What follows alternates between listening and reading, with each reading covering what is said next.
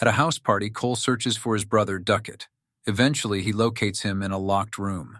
Breaking down the door, Cole discovers Duckett shirtless and muttering to himself. Managing to bring his brother out, Cole tries to prevent anyone from recording. Unexpectedly, Duckett stabs Cole, and then he goes outside, taking his own life by stabbing himself in the eye. Mia struggles with the second anniversary of her mother's suicide, and her relationship with her father has grown distant. Mia receives a call from Riley and agrees to pick him up from the park.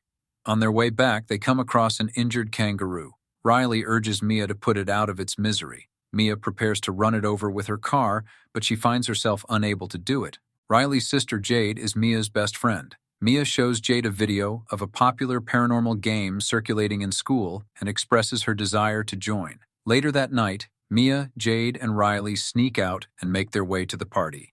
Arriving at the party, Jade's boyfriend Daniel also shows up. Haley and Joss announce that the game has begun, and everyone gathers. Mia volunteers to go first. Joss ties her to a chair, explaining that the process cannot exceed 90 seconds, or the spirit won't leave. Haley lights a candle, and then brings out an embalmed hand of a dead medium, instructing Mia to hold onto it and say, "Talk to me." An old man appears and Mia freaks out.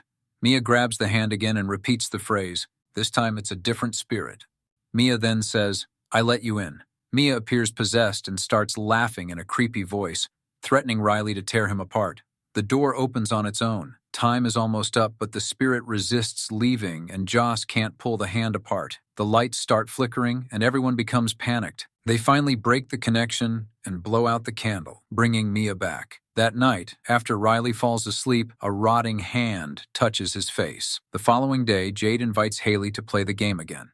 After their mother, Sue, leaves, everyone gathers at Jade's place, takes turns getting high and ecstatic over the sensation the hand brought. Riley asks to try, but Jade refuses and leaves the room. Unable to resist Riley's pleading, Mia agrees to let him play for only 50 seconds. Unexpectedly, Riley summons Mia's mother. Mia pleads for more time to talk to her mother, disregarding the time limits. Suddenly, Riley begins smashing his head against the table and almost gouging his eyes out. An invisible force pulls Riley away, attempting to make him harm himself. Jade rushes in and saves him. The police arrive, and everyone chooses to conceal the truth.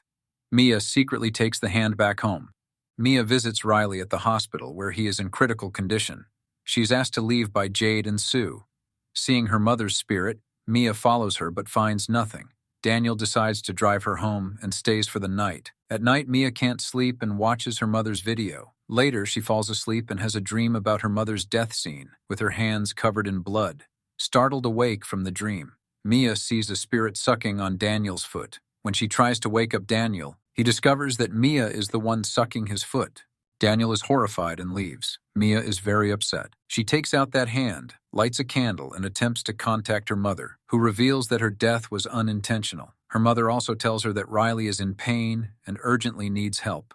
In the hospital, Jade assists Riley in cleaning up, but he viciously bites her hand and then starts smashing his head against the wall until the doctors rush in.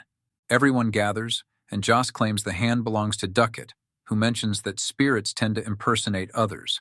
They track down Cole and seek his help. Cole explains that the living body naturally expels the spirit over time. Jade fears that Riley may not have enough time. Mia proposes that Riley needs to complete the ritual by blowing out the candle properly, which she believes they failed to do last time. The three of them return to the hospital, but it doesn't work due to Riley's unconsciousness. Mia believes Riley's soul may have detached from his body and attempts to summon him. Instead, a little girl appears, showing her a vision of Riley being tortured by numerous spirits. Mia is devastated, feeling hopeless that they may not be able to save Riley. Mia returns home, and her father reads her a letter left by her mother when she committed suicide, apologizing for not revealing it sooner. However, her mother's spirit appears and tells Mia it's a lie. Back in her room, her mother informs her that Riley can only be saved through death and warns her that it's not her father, but some evil spirit. Mia hears her father banging on the door, but in reality, her father is in the living room. Mia hallucinates her father as a spirit,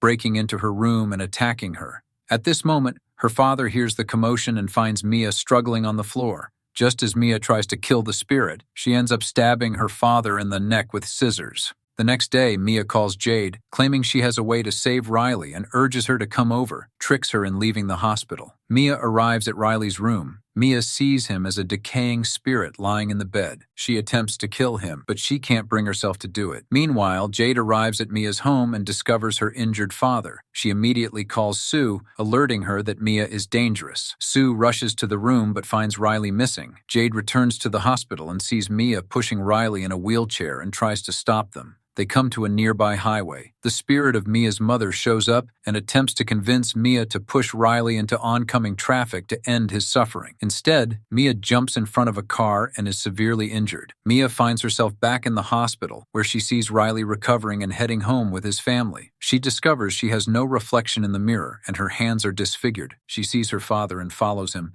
but no matter how she calls, he ignores her. When the elevator doors close, everything becomes pitch black. Following a dim light, Mia finds a hand and a candle. As she grasps it, she suddenly finds herself facing a group of people in another country. Mia realizes that she has become the spirit. The guy says, "I let you in."